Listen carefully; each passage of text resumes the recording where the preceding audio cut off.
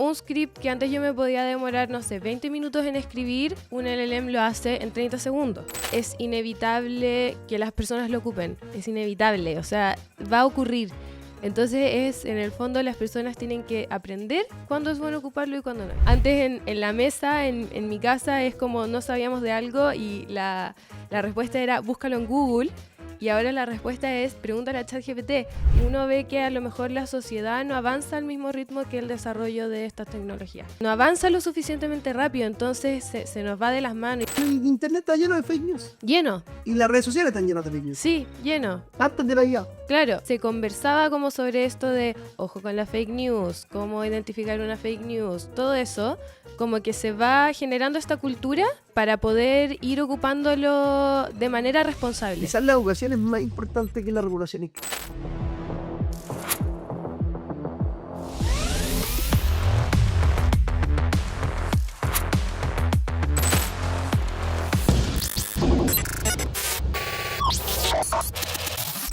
Hola a todos y bienvenidos a un nuevo capítulo de Nota Humanos, el podcast donde hablamos sobre inteligencia artificial.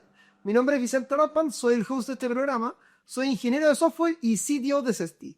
Para el capítulo de hoy tenemos de invitada a Victoria Sánchez de Vivo. Victoria, muchas gracias por estar hoy día con nosotros. Gracias por invitarme. No, feliz. Partamos por una introducción. Cuéntanos un poco en qué estás hoy en día, cuál es tu background, cuéntanos un poco de ti. Bueno, yo estudié ingeniería civil, ingeniería de software. Egresé en diciembre del 2023 y entré directo a trabajar en una startup que se llama Dio. Y he estado ahí desde entonces haciendo distintas funcionalidades y últimamente, desde el año pasado, ya trabajando en un proyecto que tiene full que ver con inteligencia artificial que se llama Spark, que es lo último que hemos estado trabajando. Buenísimo. A ver, cuéntanos un poco más de Spark. Bueno, la idea de Spark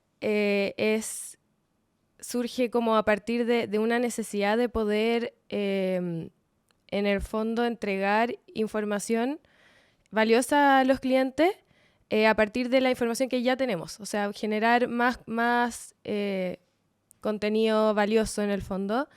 Entonces, Spark es un modelo que a partir de la información que nosotros tenemos de los clientes, información de las conversaciones que ellos tienen con sus clientes, nosotros podemos responder distintas preguntas que vayan surgiendo a través de una interfaz que nosotros habilitamos. En este momento está disponible a través de WhatsApp. Los usuarios de Dio pueden hacer preguntas del tipo, no sé, cuáles han sido las últimas objeciones más comunes de los clientes con respecto a bla, bla, bla. Y entonces nosotros agarrar información que tenemos, procesarla con un LLM y devolver una respuesta. O sea, al final estás entrenándolo con la data de todos los clientes. O con la de el cliente en particular. Sí, no es propiamente tal como entrenarlo, porque, claro, en el fondo los modelos de lenguaje, lo los meten al LLMs, contexto. claro, porque al final los LLMs son entrenados con millones de parámetros y con información que está disponible, pero la información que nosotros tenemos es privada, no nos ocupó para entrenar al modelo. Entonces, ¿cómo nosotros logramos que cualquier modelo tenga acceso a esa información? Existen distintas técnicas, que por un lado está el fine tuning y por el otro lado está lo que se llama RAG, que es una metodología que se llama Retrieval Augmented Generation, que es, en el fondo, la diferencia entre eso con el fine tuning viene a ser que el fine tuning lo que hace es entregarle complementar el set de datos original con el que estuvo entrenado un modelo con un set de datos específico. Y es un proceso de entrenamiento continuo. O sea, tú estás todo el rato entrenando un modelo con la data extra que tú le quieres dar. Pero la diferencia con el RAG es que el RAG... En el fine tuning, al final, ¿tú modificas los pesos de la red neuronal? Nunca he trabajado con fine tuning, pero me imagino que sí. O sea, en el fondo, y depende también el tipo de entrenamiento que hagáis, porque está el entrenamiento supervisado y el no supervisado, entonces ahí depende de las especificaciones de cada método, pero en el fondo la diferencia es que uno es un proceso de entrenamiento continuo y el otro es un proceso de agregarle información al LLM en función de la pregunta que está haciendo un usuario. Entonces, como funciona es que tú tienes que ocupar una base de conocimiento o una base de datos externa a la base de datos con la que se entrenó el modelo original y a partir de una pregunta que haga cualquier persona, la idea es que tú vayas a buscar la información más relevante en función a esa pregunta en tu base de conocimiento propia, se la entregues al LLM como parte del contexto y entonces el LLM puede ¿Y cómo contestar. haces eso? Porque al final te hace la pregunta y tú estás haciendo un proceso antes de como Sí, mandarlo al modelo. sí. Ya, ese proceso de entender la pregunta que te está haciendo el usuario y saber qué data ir a sacar, ¿cómo se hace eso? Bueno, ahí existen distintas técnicas y distintas tecnologías que te permiten hacer algo así. Una que es muy comúnmente usada es hacer una comparación por similitud semántica. Y esto se logra convirtiendo tus datos y la pregunta del usuario en un embedding. Y un embedding es en el fondo una forma de representar los datos como vectores. Y tú comparas esos vectores. Y existen distintas metodologías de comparación. Está la similitud coseno y la similitud euclidiana. Y dependiendo de lo que tú estés buscando, en el caso de comparación de texto se ocupa mucho la similitud coseno, que lo que hace en el fondo es despreciar la magnitud del vector y comparar las direcciones, el ángulo del vector. Entonces tú puedes comparar textos de esa forma y también existen otros tipos de comparaciones que serían la comparación léxica, que ahí es ya analizar el texto como tal, o sea, que no pasa por un procesamiento que también ahí va a depender del modelo, del algoritmo que uno ocupe, de cómo se va a separar el texto, si en palabras, si en frases, si O en... sea, tú ahí, antes de mandarle al LLM, tienes tu base de conocimiento, Ujú. es en el fondo un modelo de machine learning, pero no necesariamente de IA generativa. No, no necesariamente, o sea, en el fondo la base de conocimiento es cualquier lugar donde tú almacenes la información que en algún minuto, Ahora tiene que estar vectorizado. claro, si es que quieres hacer una comparación semántica, idealmente ocupar embeddings porque en el fondo te permite hacer esta comparación semántica, o sea, qué tanto sentido tiene lo que le está preguntando esta persona con las miles de conversaciones que tenemos almacenadas de usuarios con sus clientes. A ver, ¿nos puedes explicar un poco más de repente el concepto de embedding que tú tienes esta data? Sí, ¿Cómo la vectorizas? bueno, para eso existen distintos modelos que ya lo hacen. Por ejemplo, no sé, OpenAI y en AWS también puedes encontrar muchos modelos que se dedican a, básicamente tú le pasas un texto y te lo convierte en un vector. O sea, esta base de datos de conocimiento es texto, puro texto. Puro texto. No hay tablas, no hay orden. Depende, porque existen bases de vectores que en el fondo tú tienes tus documentos que contienen puros vectores.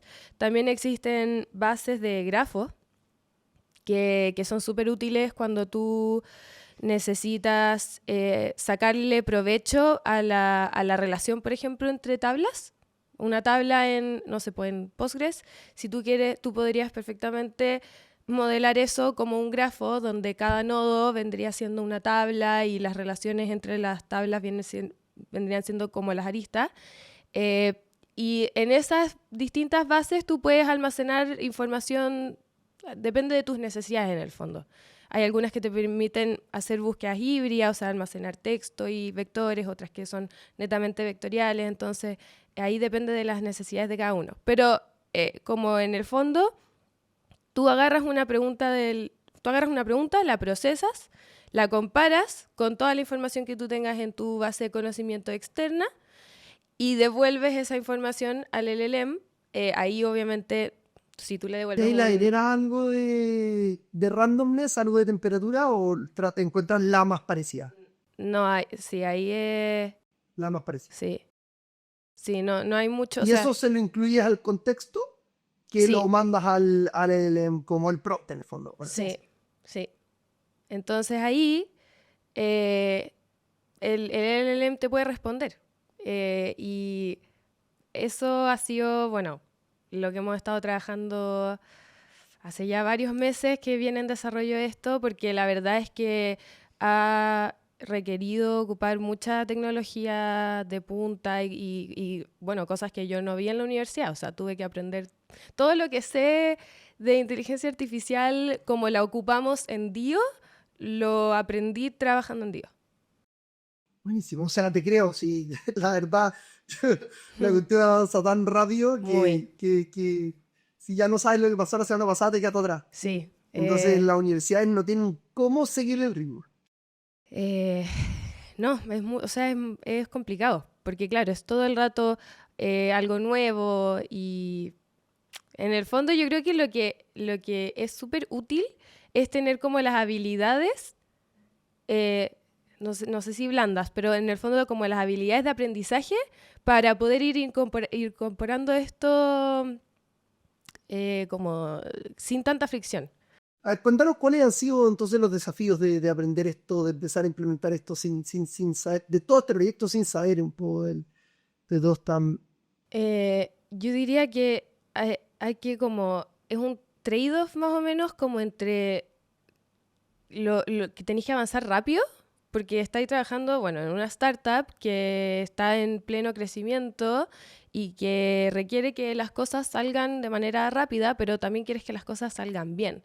Entonces hay como un proceso de aprendizaje donde al principio es como harta lectura de documentación, familiarizarse con, no sé, los distintos lenguajes de búsqueda, porque no necesariamente vaya a estar trabajando con una base de datos que conocías antes. Em, entonces es un poco como la presión de, ya, esto tiene que salir rápido, pero tengo como que entender lo que está pasando porque si no puede salir todo muy mal. ¿Por qué decidieron usar RAG y no fine-tuning? Porque el RAG se ajustaba mejor a la necesidad de este proyecto que tenía que ver con poder contestar preguntas en tiempo real. Entonces, el fine tuning, y bueno, eso es como en una parte. Pero no tanto con contestar, sino quizás con entrenar. Porque al final, si tú hiciste el fine-tuning, quizás te va a demorar en entrenarlo, entonces va a estar un poco desfasado, pero al final la pregunta también la contesta al tiro. Sí, o sea, a lo que yo me refería más tenía que ver con que el fine tuning en el fondo lo que hace es, claro, tú en el fondo estás entrenando un modelo con conocimiento, pero si un usuario le hiciera una pregunta específica sobre un cliente, sobre una fecha, el riesgo de alucinación es mucho más grande porque en el fondo tú le enseñaste al LLM a responder en base a cierta información, pero no le estás diciendo como, oye, quiero que consideres esta información para responder. Entonces, el RAG lo que hace es que te da la posibilidad de tú poder ir a buscar información. ¿Y a qué me refiero con en tiempo real? A que un usuario tuvo una reunión en DIO, se terminó de procesar y esa reunión está disponible inmediatamente para poder responder una En pregunta cambio, en el fine-tuning tendrías que entrenarlo. de Y entrenamiento no necesariamente continuo. va a encontrar esa reunión No, específica, no, porque no es lo claro. que no sabe, es como bueno, en uno de los capítulos anteriores que vino Rodrigo Durán del Seña, que están haciendo la TAM-GPT. No sé si lo conoces, pero un Sí, proyecto de sí. entrenar un LLM con data latinoamericana. Nos dio una data anecdótica bien interesante, que es que cuando tú le preguntas hoy día a los modelos, por ejemplo, dame los 100 futbolistas más importantes, te nombra los primeros 20 y de ahí te empieza a nombrar futbolistas de la Liga de Estados Unidos, que en verdad no son relevantes en la Liga de Estados Unidos, y te lo nombra mucho antes que los deportistas, que los futbolistas latinoamericanos, porque hay mucha menos data del fútbol latinoamericano, siendo que es muy relevante a nivel mundial. Mm. Entonces, ahí tienes como cuando tú metí data directamente a la red neuronal, efectivamente la data que no está presente tanto se le pierde. Sí, Esta, bueno, corte va en Attention Insert Unit y todo eso.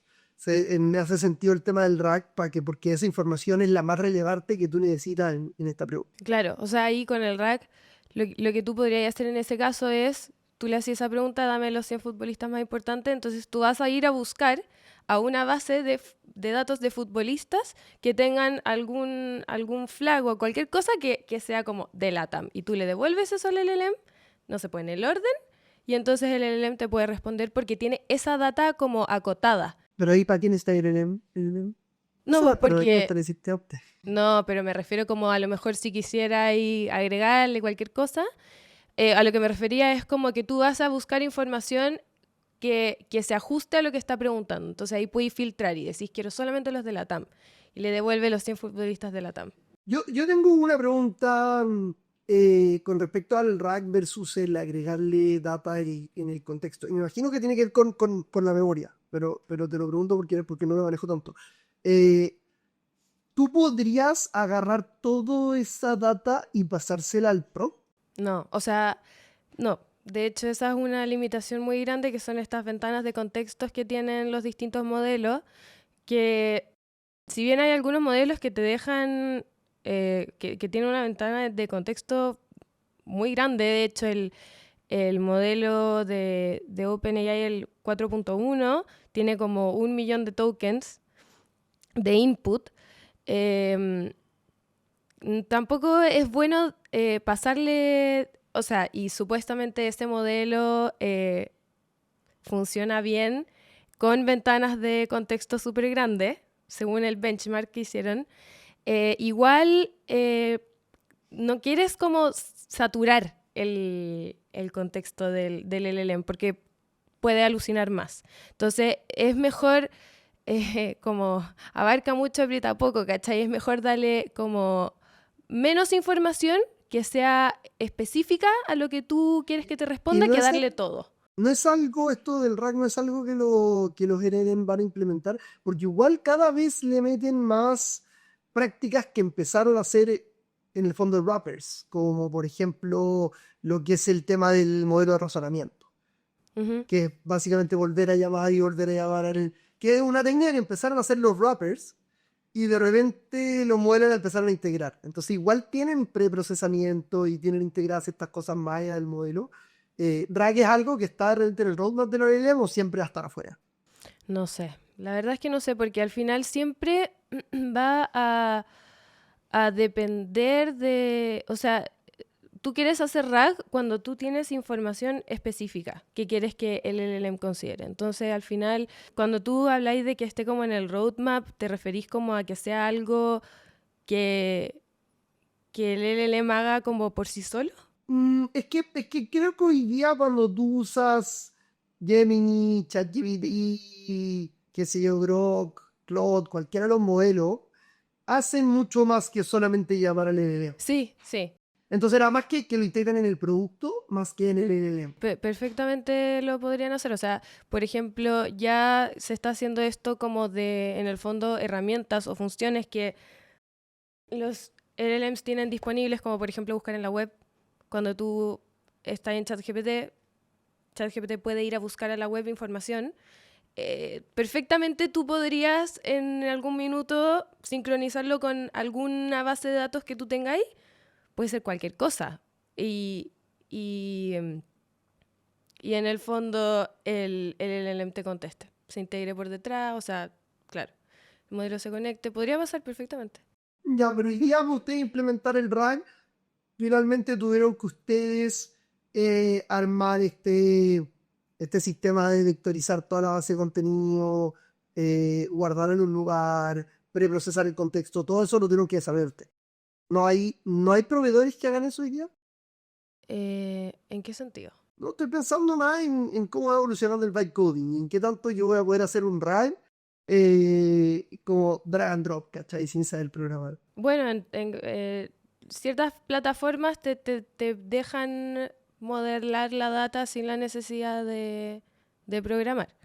Sobre todo data no estructurada, eso ya se puede hacer. Sí se puede, sí.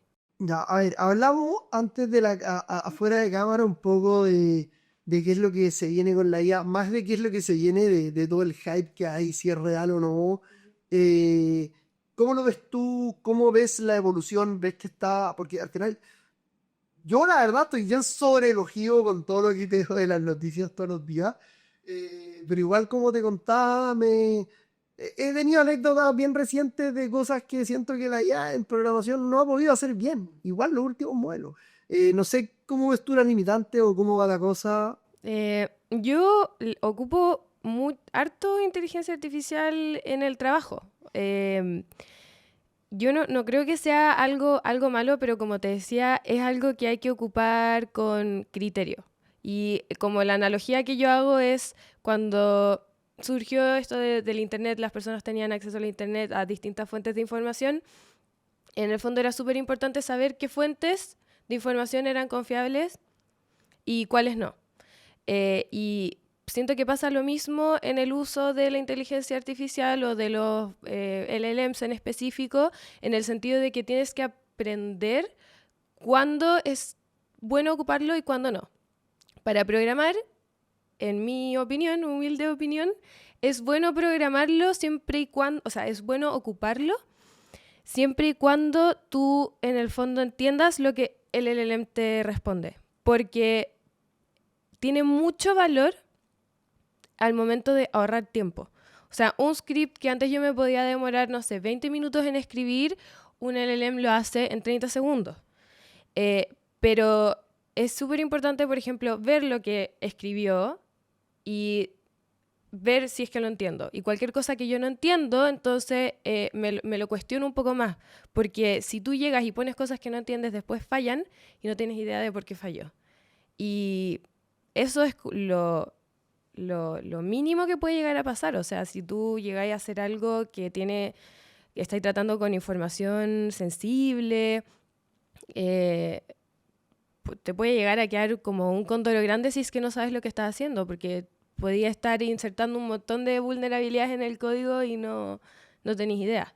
Y de hecho a mí me pasa que siento que tiende a sobrecomplicar el código, más que a hacerlo sencillo. Como que le digo, hazme esto en particular y como que pone no sé cuántos try catch y que si es que la variable es nula o no sé qué, y pone al final como tantos chequeos sobre que a veces ni siquiera son necesarios, que termina haciéndome como 20 líneas por una cuestión que debería haber sido una, en mi opinión. Claro, pero eso es porque tú tenés la capacidad como de generar esa opinión y decir como, esto la verdad es que no me parece tanto, y a lo mejor te puede servir como una base y tú puedes ir iterando esa base, ¿cachai? Y vais programando sobre eso, eh, pero es como esto como de sobrecomplicar las cosas, claro, pasa mucho, em, y también uno se pone a pensar, uno no sabe muy bien con qué data específica como de código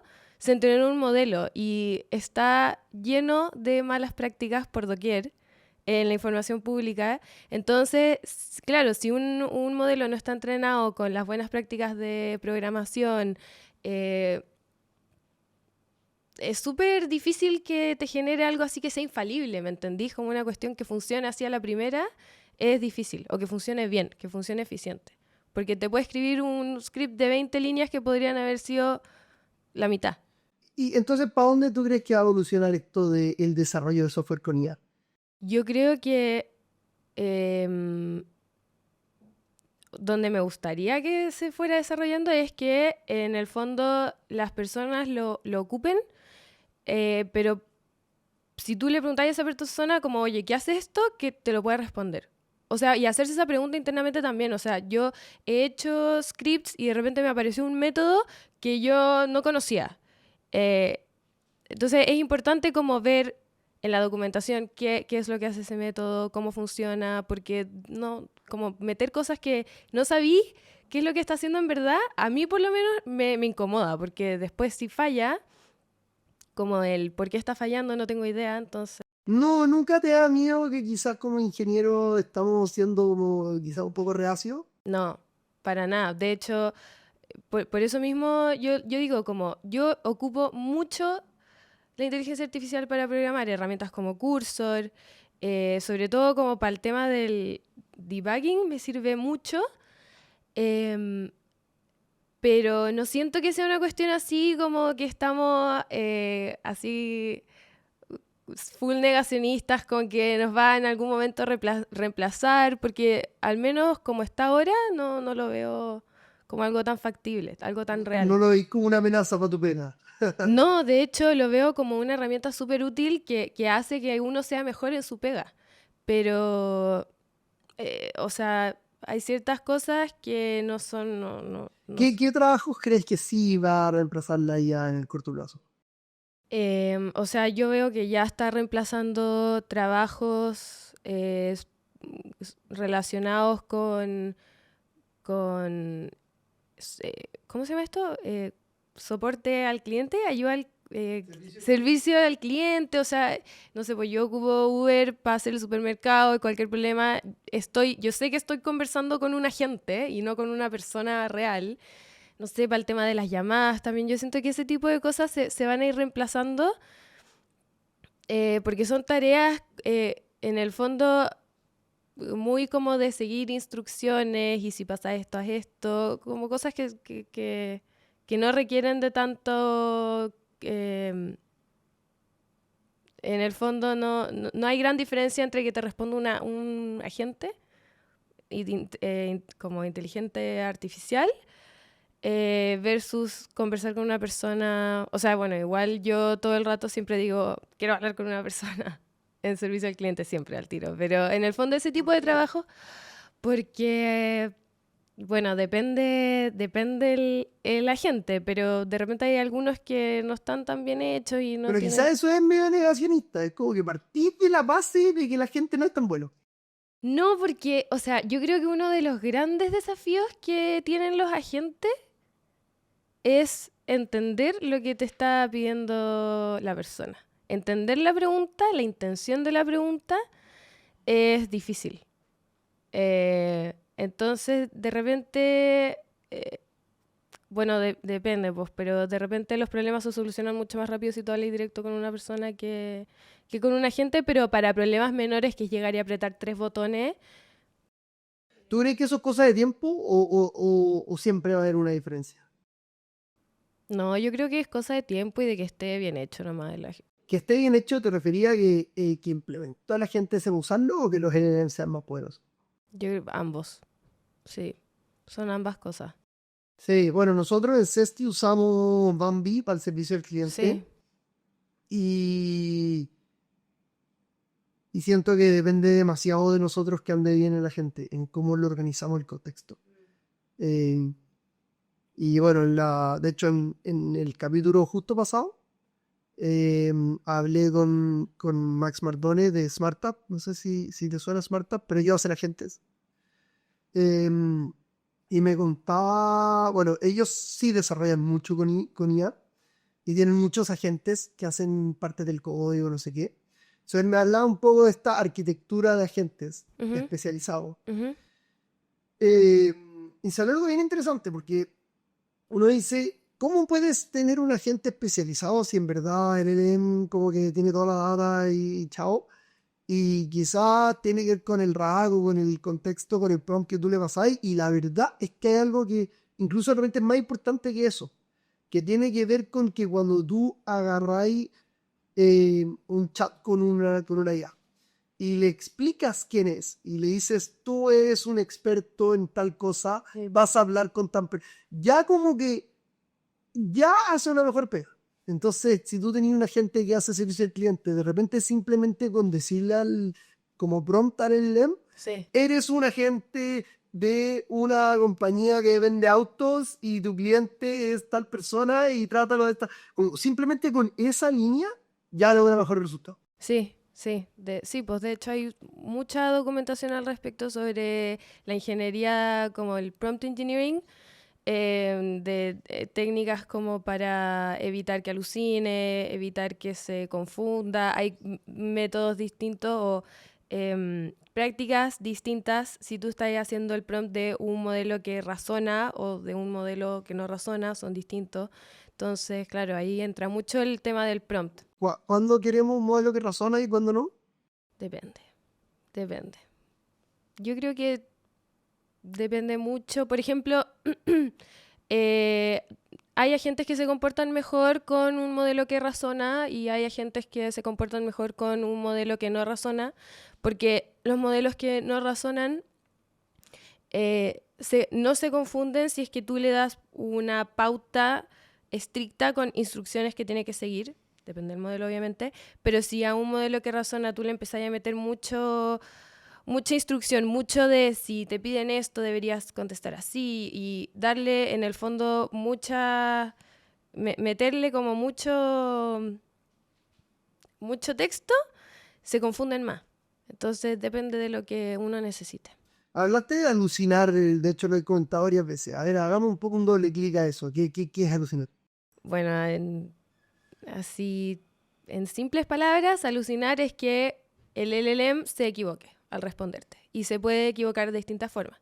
Se puede equivocar inventando información, que de la nada.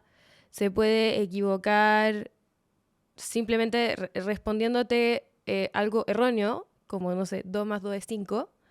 O se puede equivocar respondiéndote cualquier cabeza de pescado, que eso no sé si es tan común, pero que te conteste algo fuera de contexto, o sea, algo ni siquiera relacionado a lo que le ¿Y preguntaste. por qué pasa? Distintas razones, pero lo más común o la forma más directa de evitarlo es a través del prompt. Y pasa mucho, o sea, como, no sé, ocupando ChatGPT, tú le puedes escribir algo y como que el no te entendió bien y uno se frustra y como que le empieza a escribir, pero si uno se sentara a escribir una instrucción un poco más elaborada, a lo mejor no se confundiría, entendería mejor la intención de tu pregunta y te podría contestar mejor. Tiene mucho que ver con prompting y bueno, y también con el entrenamiento y todo eso. Ya, una pregunta, cambiando un poco el tema, entre los distintos modelos, en términos de la carrera, ¿ves que están todos más o menos a la misma o hay diferencias significativas? ¿Cuál usan más ustedes? Bueno, nosotros igual tenemos acceso a hartos modelos.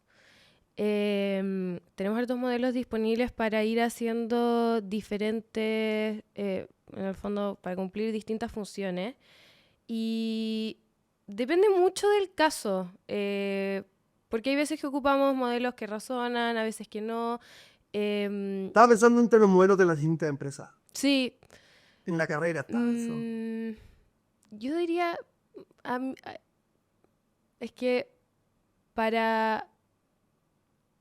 Depende mucho, porque lo que nosotros hacemos en Dio es como capturar información a partir de lo que se conversó en una reunión o en una llamada. Entonces hay distintos modelos que más que nada, yo creo que por el formato en el que te responden, pueden ser uno preferible que el otro, pero no sé si mejor. Es eso. Es cuestión, yo creo que Pero ¿has visto mejoras significativas en los nuevos modelos? sí. O sea, por ejemplo, ya del GPT-4 al 4.1 hay una diferencia. Más que nada, yo veo harta diferencia en Pero el... esas diferencias las ves en todos los modelos, más o menos a la misma velocidad. O sea, me refiero a Gemini, los de Anthropic, Grok, Yo, DeepSeek. yo personalmente nunca he ocupado mucho Gemini. He ocupado un poco de Claude para programar, eh, pero no se me hace así una cuestión tan evidente. O sea, hay benchmarks que te pueden mostrar que un modelo es mejor para hacer código que otro, que un modelo es mejor para llamar ciertas funciones o herramientas, pero nada así tan que al menos a mí se me haga una diferencia tan grande. Yo veo que es como bien competitivo. Ya, pero sí entre el 4 y el 4.1 veía una diferencia O sea, sí. Veo como dentro de OpenAI, porque como un benchmark con otros modelos que yo haya hecho. ¿Han usado algo DeepSeek No. por alguna razón? Yo creo que No sé si por alguna razón así en específica no se nos ha hecho necesario tampoco. Sí. Que me interesa realmente saber si es que es una pregunta que trato de hacer bastante en los podcasts, porque en verdad no tengo la respuesta, pero en esta carrera de China versus Estados Unidos, porque al final tenéis todos estos modelos que son todos de Estados Unidos, Sí. y DeepSeek en China. Y como que no hay ningún otro país que esté, o sea, está Mistral en Europa, pero por lo que entiendo sigue muy atrás. Entonces, me interesa mucho entender qué tanto realmente China está en la carrera y qué tan cerca de Estados Unidos está. Al menos nosotros no lo tenemos en la mirada todavía. Eh, no, como el abanico de modelos que ocupamos tienen más que ver con, sí, más Gemini, OpenAI, también Anthropic. Vamos como iterando entre esos modelos. Ya. ¿Y qué opinas hacia dónde va la cosa? ¿Crees que esto está creciendo de manera exponencial? ¿Vamos a llegar a este famoso AGI y la IA que se va mejorando a sí misma? No sé. Eh, sí, puede ser, pero no lo veo como algo que vaya a ocurrir en el corto plazo. O sea, ¿tú hoy día crees que en verdad esto es una herramienta y listo? Sí, porque al final es que es como, hace poco salió un paper de Apple que hablaba sobre que, como de las limitaciones de los modelos que razonan. Y en verdad al final es un modelo matemático. Entonces es pura matemática que parece magia y parece como si tuviera vida y funcionara por sí solo, pero por detrás, bueno, las redes neuronales sí son un poco una caja negra, pero no es magia, ¿cachai? ¿No te da miedo? No, o sea, me da miedo el mal uso de esto.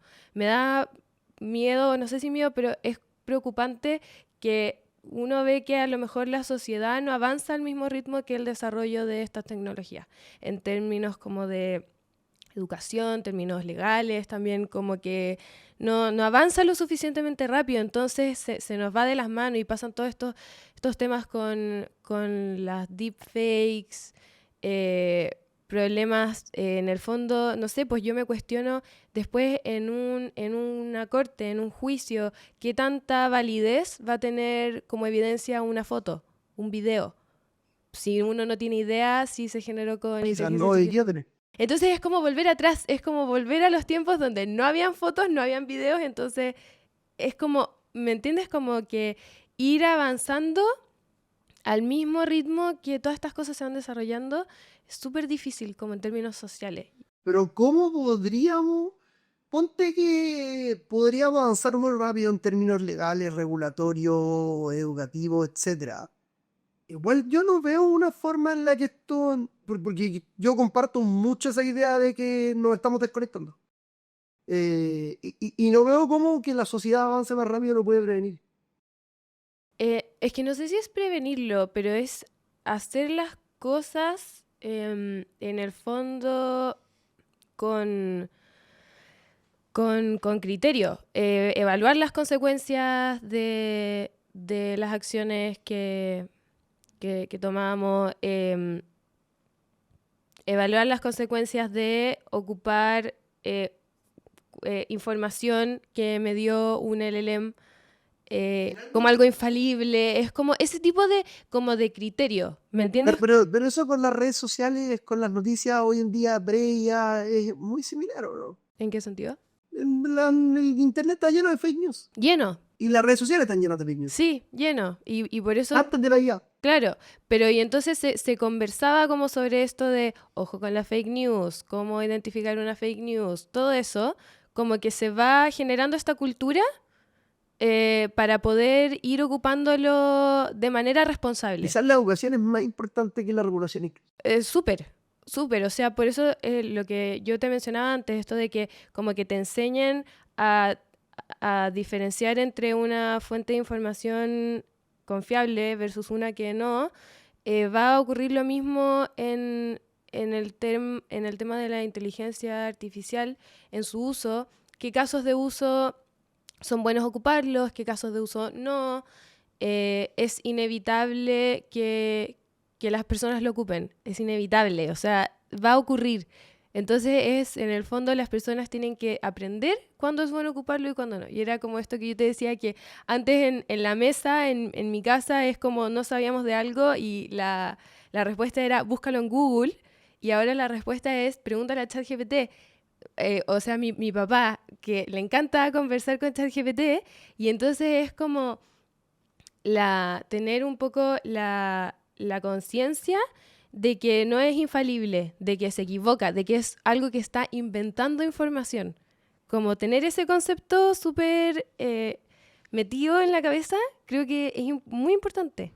Porque si no, claro, parece magia y uno no entiende cómo funciona y me contestó bien una vez y entonces me va a contestar bien todas las veces.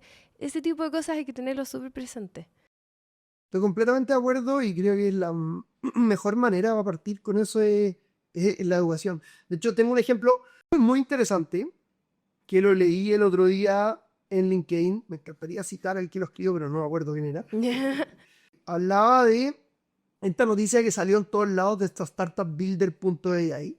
No sé ¿Ya? si la viste, pero era una startup de IA que llegaron a valorizarse en miles de millones de dólares, unicornio, eh, y que quebraron hace un par de semanas. Y la noticia, una noticia que salió en muchos lados, era que la startup quebró porque todo lo que hacían de inteligencia artificial era falso y que en verdad tenían 700 personas contratadas en India que estaban detrás contestando las cuestiones. Y yo, bueno, cuando leí la noticia, igual que como, pero ¿cómo es más fácil tener 700 personas que la IA? Como que no me cansa. No. Pero la cuestión es que esa noticia, el titular, Builder AI quiebra porque era todo un fraude, había 700 indios contestando detrás y en verdad no había inteligencia artificial, salió en muchos lados y mucha gente se la creyó. Entonces este gallo en LinkedIn sale diciendo lo siguiente. Dice, yo leí esta noticia y me pareció sospechoso. Entonces me metí a ChatGPT y dije, ¿sabes qué? Voy a hacer un research con ChatGPT a ver a qué llego.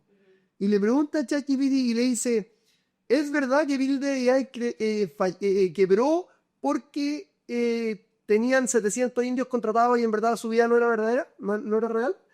Y la primera respuesta que le da ChatGPT es que sí, que efectivamente es verdad, que eso pasó. Y entonces el gallo va y hace una segunda pregunta y le dice, ¿pueden ver en qué medios salió esto? ¿Hay algún medio reconocido internacionalmente, medio grande que lo haya publicado?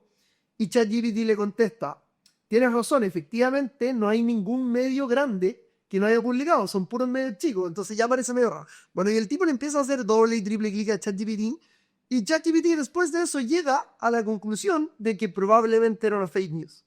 Pero la primera respuesta de ChatGPT fue que era real porque lo vio en internet en muchos lados. Tal cual. Pero haciendo el doble clic a ChatGPT llegó a la respuesta Sí. correcta. Pero es porque es por eso que tú decís, como ese bichito que te dice esto está raro, esto no suena bien, es como eso es lo que hay que tener. Y también saber hacerle las preguntas a ChatGPT. Sí, po. Saber que finalmente no es un oráculo, pero que sí es un asistente Sí. que te puede ayudar a identificar incluso. Incluso ChatGPT puede darte una fake news y después ayudarte a identificar qué es una fake news. Tal cual, o sea, es Encuentro muy aprender a interesante el ocuparlo. ejercicio que hizo esta persona. Sí, por eso, no es como, siento que no hay que ir en contra de los avances porque ahí uno no logra nada, solamente te queda ahí atrás. Hay que ir con la tecnología siempre buscando aprender a ocuparla de manera responsable. Eso es lo que más importa. Ya, y ahora, siendo más realista, porque todo esto de que la gente aprenda a usarla suena bacán, pero la realidad es que antes de ChatGPT, antes de la IA, ya estamos en una situación en la que está lleno de fake news en las redes sociales, en todos lados, Sí, y la gente se las cree. Y la gente, mucha gente, no sabe cómo hacer el... Y en verdad somos todos vulnerables, tampoco es que me quiero separar de todos, la gente que no... O sea, somos todos estamos susceptibles. expuestos a la... Sí, Y más allá de la gente, pero a todos. Hay veces que es súper difícil saber si es una fake news o no. sí. Entonces, ok, está el tema de la educación y todo, y no creer todo lo que te dicen, y no creer todo lo que te dice ChatGPT, etc. Pero finalmente estamos todos expuestos a estas fake news, y sobre todo las nuevas generaciones, y sobre todo con la educación quizás tan atrasada, y con las regulaciones tan atrasadas. Entonces, ¿a dónde va la cosa?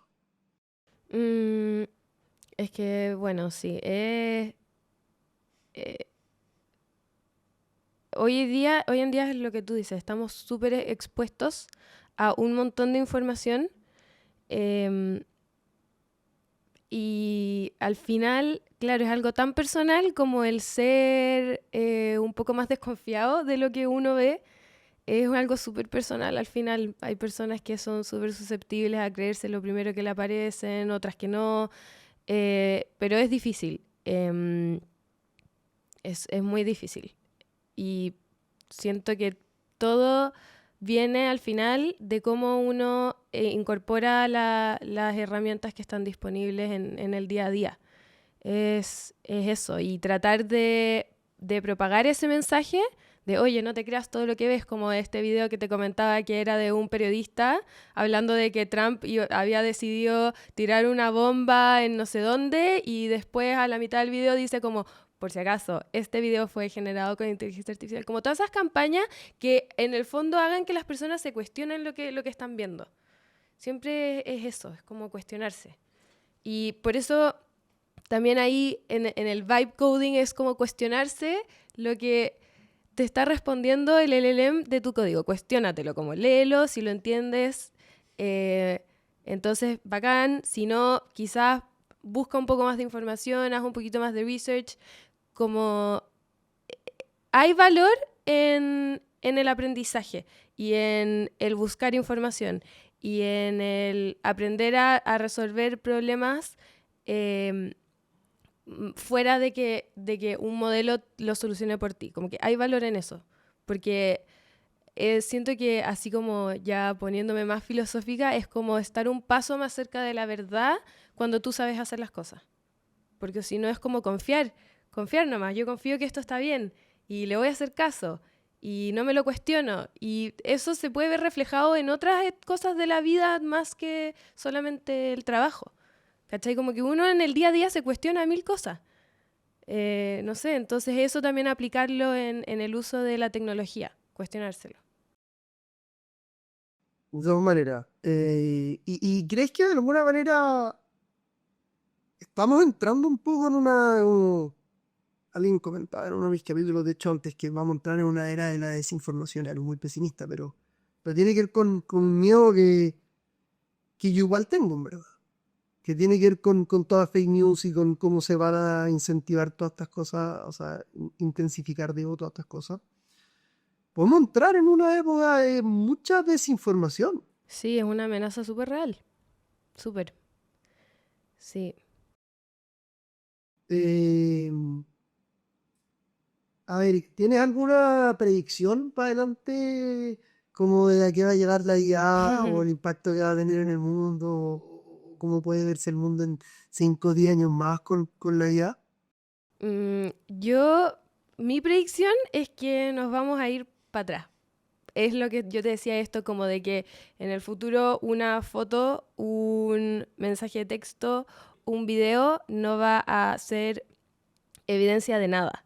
Y O sea, que vamos, la gente se va a volver muy escéptica. vamos, sí, y vamos a tener que volver a el que la evidencia es el testigo que te vio, ¿cachai? Como que vamos a retroceder en el fondo en todas estas cosas que nos ayudaron a todos estos como avances tecnológicos que nos han ayudado a simplificar procesos, al final van a quedar desacreditados y como que no va a servir de nada en ciertos ámbitos. Entonces va a ser como irnos para atrás, dos pasos para atrás y después empezar a volver a ir adelante.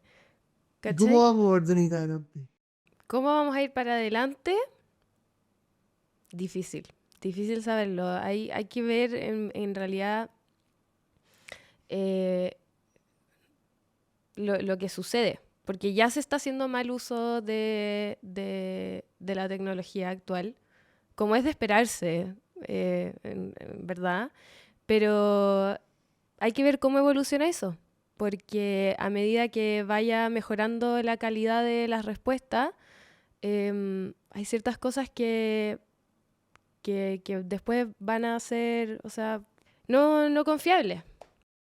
y finalmente quizás va a tomar mucha importancia la educación valórica, quizás, y la educación más que de contenido directo, de research y de Sí, como entender que tú tienes que hacer un filtro. sí, sí. Y como que antes lo más importante de toda la educación era el contenido, era Mm, absorber contenido. mm. Ahora es como ser capaz de filtrar.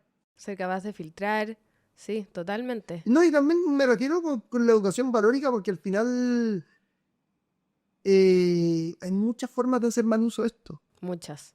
O sea, yo vi en LinkedIn a alguien que había posteado algo sobre fakear boletas y hacer lavado de dinero falsificando boletas.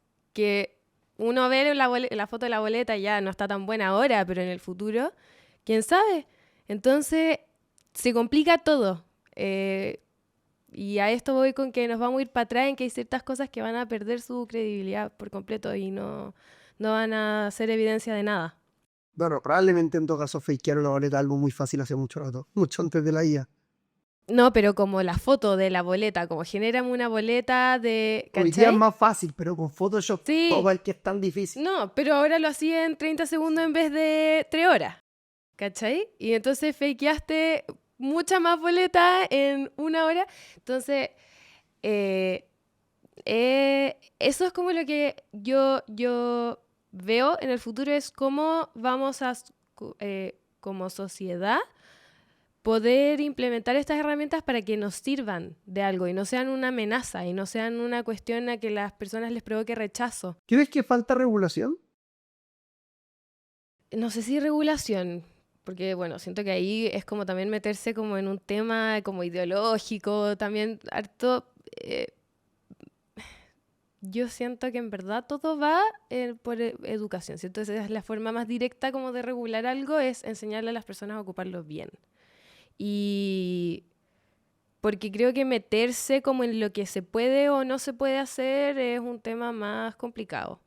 Porque ahí es, no sé, como meterse, porque al final son empresas privadas que pueden hacer lo que quieran.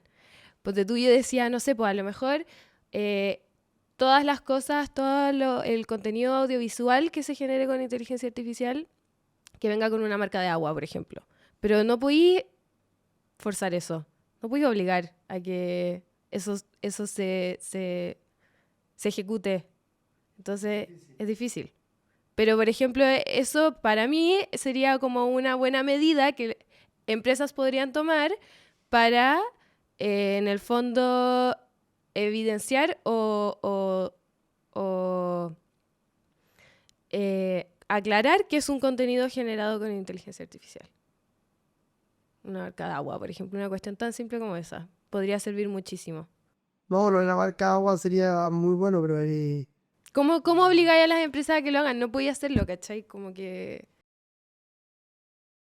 muy difícil. Entonces, así como si se debería o no se debería obligar a las empresas, eso es como, siento que es ideología pura, no... Buenísimo. Oye, no, muchas gracias. La verdad, estuvo muy entretenida la conversación. En general me gusta cerrar con una pregunta. Si nos quieres recomendar algún libro, película, documental o podcast. Mm, hay un canal de YouTube, que este es un canal de YouTube que me recomendaron, que es harto como sobre como la explicación matemática de las cosas. Entonces, por ejemplo, hay harta información como de redes neuronales y te lo explican así como en verdad con peras y manzanas para entenderlo. Buenísimo, me interesó, parece. 3 Blue, 1 Brown. Así Ya se llama. Ya, pues buenísimo, lo vamos a Sí. ir. Bueno, muchas gracias, Victoria, por venir. Estuvo muy entretenida la conversación. Gracias por la invitación. Súper interesante, buenísima la instancia para conversar sobre esto. Muy Gracias. bacán.